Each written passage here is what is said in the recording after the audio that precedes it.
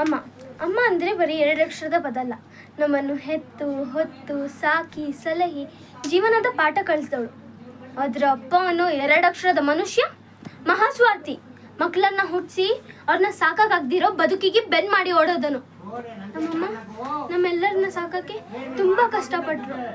ಪಾಪ ಮನೆ ಕೆಲ್ಸಕ್ಕೆ ಹೋಗಿ ದುಡಿದು ಸುಸ್ತಾಗಿ ಮನೆಗೆ ಬಂದು ನಮ್ಮೆಲ್ಲರನ್ನ ಹೊಟ್ಟೆ ತುಂಬಿಸಿ ತಾನು ಉಪವಾಸ ಮಲ್ತಾ ಇದ್ದ ದಿನಗಳು ನನಗಿನ್ನೂ ನೆನಪಿದೆ. ಇದ್ರ ಮಧ್ಯ ಜನರ ಚುಚ್ಚ ಮಾತು, ನಮ್ಮಮ್ಮನ ಕೆಟ್ಟ ದೃಷ್ಟಿಯಲ್ಲಿ ನೋಡೋ ಸಮಾಜ ನಮ್ಮೆಲ್ಲರನ್ನು ಭಯದಲ್ಲಿ ಹುಟ್ಟಿಸ್ತಾ ಇತ್ತು. ಜೊತೆಗೆ ಓಳೋದಳ ಮಗಳೇ, ನಿಮ್ಮಮ್ಮ ಹಾದರ್ಗಿತಿ, ನೀನು ಹಾದರ್ಗಿದ್ದವಳು ಅಂತ ಎಲ್ಲರೂ ನಮ್ಮನ್ನ ಹೀಯಾಳಿಸ್ತಾ ಇದ್ರು. ಹಬ್ಬ, ಇದ್ರ ಮಧ್ಯ ನಾನು ಬಂದಿರೋ ದಾರಿನ ಒಂದ್ಸಲ ಹಿಂತಿರ್ಗಿ ನೋಡಿದ್ರೆ ನನಗೆ ಆಶ್ಚರ್ಯ ಆಗತ್ತೆ.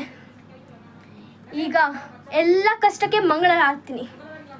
ಇದಕ್ಕೆ ಯಾರ ತಲೆ ಚಚ್ಚಕ್ಕೂ ಸಿದ್ಧ, ಯಾರು ಬೇಕಾದರೂ ಮೆಟ್ಲು ಹತ್ತಕ್ಕೂ ಸಿದ್ಧ. ನನ್ನ ಗುರಿ ಮುಟ್ಟಿಸ್ತೀನಿ.